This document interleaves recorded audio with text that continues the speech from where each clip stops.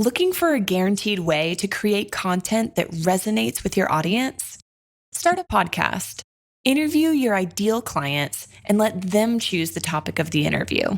Because if your ideal clients care about the topic, there's a good chance the rest of your audience will care about it too. Learn more at sweetfishmedia.com. You're listening to B2B Growth, a daily podcast for B2B leaders. We've interviewed names you've probably heard before, like Gary Vaynerchuk and Simon Sinek, but you've probably never heard from the majority of our guests. That's because the bulk of our interviews aren't with professional speakers and authors. Most of our guests are in the trenches leading sales and marketing teams. They're implementing strategy. They're experimenting with tactics. They're building the fastest growing B2B companies in the world. My name is James Carberry. I'm the founder of Sweetfish Media, a podcast agency for B2B brands, and I'm also one of the co-hosts of this show. When we're not interviewing sales and marketing leaders, you'll hear stories from behind the scenes of our own business. We'll share the ups and downs of our journey as we attempt to take over the world. Just kidding. Well, maybe. Let's get into the show.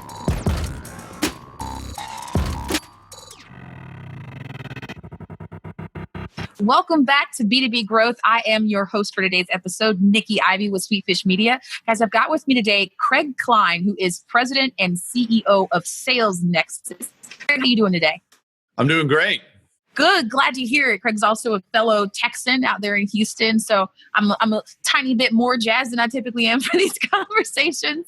And another reason I'm jazzed is because we're going to be talking about one of my favorite subjects I'm super passionate about, which is selling with empathy and, the unique perspective that Craig has as far as the reasons why. And they might not be the ones you're thinking of. But Craig, before we get into that, I'd love it if you would just give us a little bit of background on yourself and what you and the folks at SalesNexus have been up to these days. Sure. Yeah. Thank you. Well, first of all, my background here in Houston as a VP of sales in the energy business. And, so I was managing sales teams selling big multi-million-dollar, multi-year deals to these big, huge, giant global corporations, right? Mm-hmm. And man, you have to learn to manage a lot of people and be very patient. And I was lucky enough to have some really great sales training and learned a lot about consultative selling back then, but struggled with the technology to be able to coordinate that effort, right? Mm-hmm. This really multi-pronged account-based sales approach back before that was even a thing, Yeah. So that's why we started SalesNexus. We wanted to build a platform that made it easy for sales teams to manage their efforts and coordinate as a team and stay focused around the customer and have the technology really encourage them in that pursuit.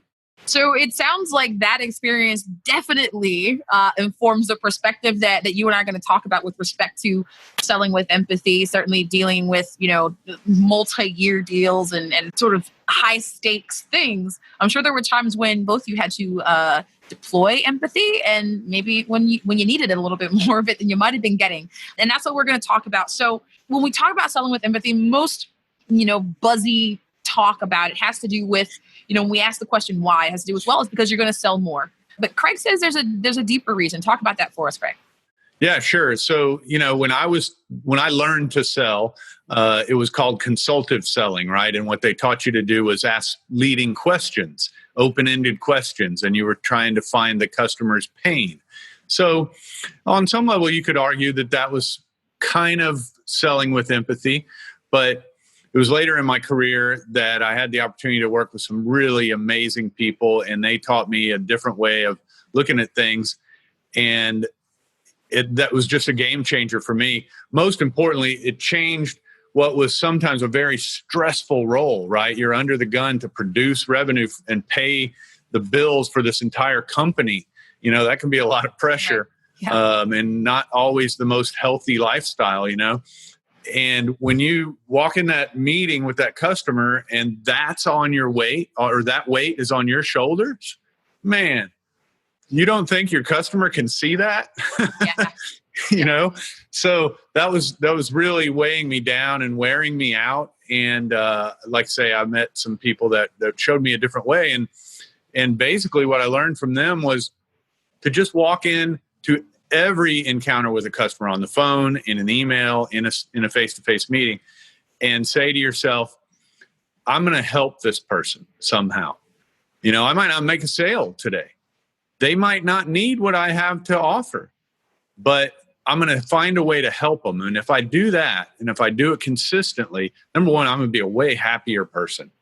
And that's going to shine through. People are going to like that about me. And number two, it's going to come back to me. They're going to, when they do need something, I'll be the one that gets the call, Yeah, I see it all the time on this show. Relationships are revenue, right? That's what we're really talking about here. Right. It's humans relating to humans. I talked to a woman earlier today, and she gave me this phrase, not B2B, not B2C, but B to we, right? So like we all have this common goal, which is a good experience for everybody involved. And so when we start to think about it the way that you're presenting it, right? Which is not looking at selling with empathy as just another sales tactic, right? Which is how it's written about and how it's spoken about by, a lot of thought leaders, to be frank. But thinking about selling with empathy is just a way to be, a way to treat people, a way to treat yourself, which brings us into this next idea that you and I talked about offline, which is in an organization, how do you systematize that? Who should own the responsibility of creating a culture of selling with empathy? Yeah, that's a great question. And, it could, you may, as a salesperson, have that approach innately. There are those guys that just are born with it, right? But when their management, as soon as they come back to the office, and they say, oh man, I met this customer and we had such a great interaction and we really connected and everything. And all the manager wants to know is, did you get the order signed? Well, that's going to undermine that approach, of course. Yeah. So it's not easy, right? The answer to your question is it has to start with management. It has to stop at the top level in the organization. And I think, the business world has changed a lot in the last 5 or 10 years. 10 years ago, you couldn't find very many CEOs that would even say that out loud, that they wanted to put their customers first, really, in practice, not in just in words. But now it's become much more common, and it's I don't have to tell you, when you lead that way, you're going to build a way more sustainable culture, and it's a lot more fun place to work. For sure. At every level, right? The individual contributors especially are a high turnover role. And I think that not being treated with empathy or taught to treat ourselves with empathy plays into that. You see things like, first year sales managers burning out. The tenure for SVPs is actually staggeringly short. Yeah. Right? It's like they have the lifespan of like a running back in football. And there's a reason for that. And I think it's because of what you and I have tapped into. So what's happening is with this shift, because I think there is a shift. I think we're coming out of this haze where everything and everyone is sort of slathered in bro sauce, and folks are wanting to be treated with more empathy and understanding that that's going to mean that they treat themselves and the job and their prospect with more empathy. But even so, not a lot of adoption of this concept across the board. Talk about why you think that is. Well, it's just not easy, right? I mean, it's not easy to practice empathy in your personal life, right? We all have lots going on, lots of pressures, lots of distractions, and we have bad days, and it's hard to show up every day and put other people first. That's a challenge for any human being on a day-to-day basis, right? And that's why your point is a great one.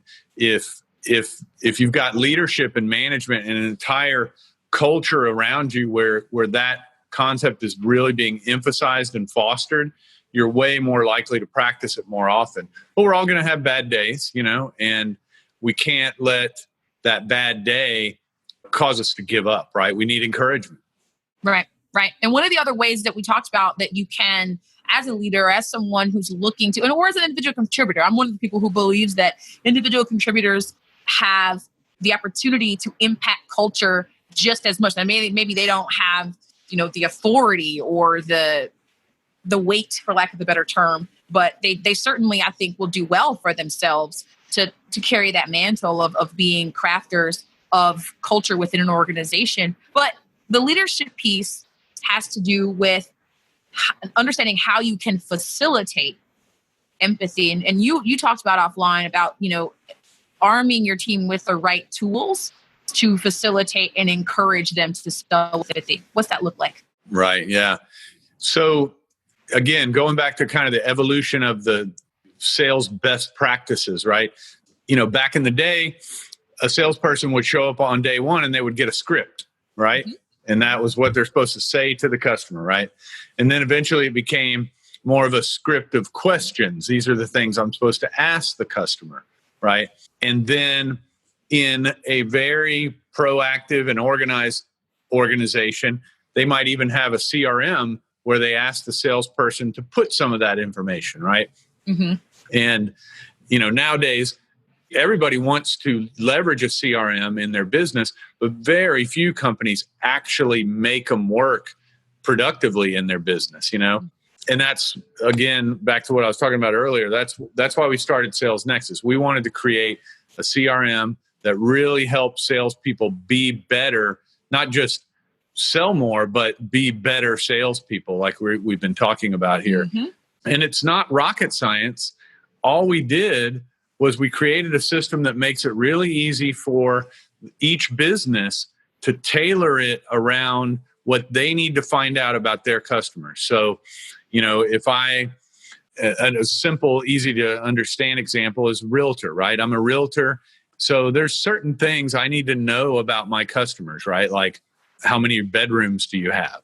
And little details like that. So that's obvious things that I might want to put in my CRM. But just knowing how many bedrooms you need in your house, that's old school selling, right? Selling with empathy is knowing, why do you need those 4 bedrooms? Do you actually have 4 kids or 3 kids? Or, is it a kids from another marriage that show up on weekends? Or, really digging into what makes that unique customer special, right? Right. And so what we did, like say, is we created a system that makes it really easy for a non-technical person to create a 1-page customer sheet basically on the system, so that the salesperson can really be guided in having that kind of a in-depth, empathetic conversation with each and every customer. So the system becomes a way of the salesperson holding themselves accountable to being empathetic. I love it. And I love how it's a little bit counterintuitive, right? What we're saying is we're using technology to help salespeople be more human, right? Right. So, yeah. And it's a really cool thing, because I think this is something that trips a lot of individuals and organizations up. They're counting on folks to, like you mentioned earlier, just naturally, know how to do these things. And then if you don't naturally know how to do it, even if you've got a strong skill set that means that you should still be a salesperson, if you don't naturally know how to do that, and that's the way the organization is going, well, you might get left behind. So from again, treating people with empathy and a leadership and wanting to develop people perspective, putting a tool out there in front of people that would, make this piece easier so that they can shine at the other things that they are naturally good at. And you can really get a sense for what folks' skill set and gifts are. It's just for lack of a better term, real cool. So it's a really cool thing. Yeah. I'm super glad that you came to talk to us about it. And so now that we've laid out, right, a different way of thinking about why we should sell with empathy, who in an organization should own that, why it's difficult, and how to make it easy. And I've successfully picked your brain about all of those things. I'm interested in what you're putting in your brain. So tell us, Craig, what learning resource have you been engaging with recently that is, sort of informing your approach, or that's just got you excited these days? Yeah. So, well, in our business, digital marketing is a real big part of our, sort of top of the funnel, right? And so I'm always trying to learn about the latest and greatest techniques and approaches and things like that. And recently I found this website called Rank Hacker. So anybody that's ever tried to do search engine optimization knows that that's just this really mind-blowing, kind of overwhelming process, right? Yeah. And it's a moving target, and it's just not easy. we've been ever since we started SalesNexus, we've worked on that and spent money and time on it and never felt like we really had our arms around it. And I found this site called Rank Hacker, and I just can't stop digging into it because it's boiling it all down for us and going, if you want to be ranked on this keyword, then do this number of blog posts per month, and in 5 months you will be on page 1. It's like, boom, easy. Nice. I can't believe it. Yeah, I love it. I mean, nice. For 15 years, I've been looking for something like that. That's a cool little nugget. I'll have to reach to them and have them on the show. Yeah. But I know that a lot of what you've said has, likely piqued the curiosity or inspired folks the way that it has me. And folks are going to want to, follow along and keep up with you. How can folks connect with you, Craig? Sure. Well, SalesNexus.com is our website, and that's where you can get, number one, a free copy of, we call it our 4 steps to market domination. And it's a 4-step guide to basically coming up with your plan to sell empathetically, right?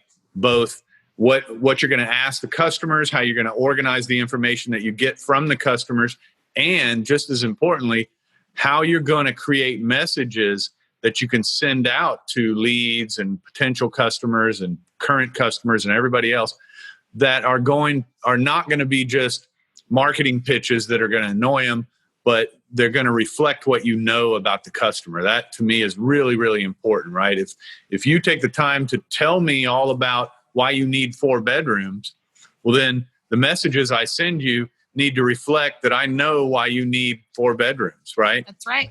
And, if you do it right, you can make all this stuff work together and still be automatic, Yeah, it's one of my favorite marketing buzz terms I've learned since I started the show, the show me, you know me concept. That's exactly what it is that you're talking about. Yeah, I love that. I can't wait to check out the Rank Hacker as well. Thank you so much for coming on and giving us a little bit of a step back from the whole, like, how you can crush it at sales or marketing type stuff that we typically talk about, and prioritizing how we treat ourselves and how we treat each other as humans. I think that is evergreen.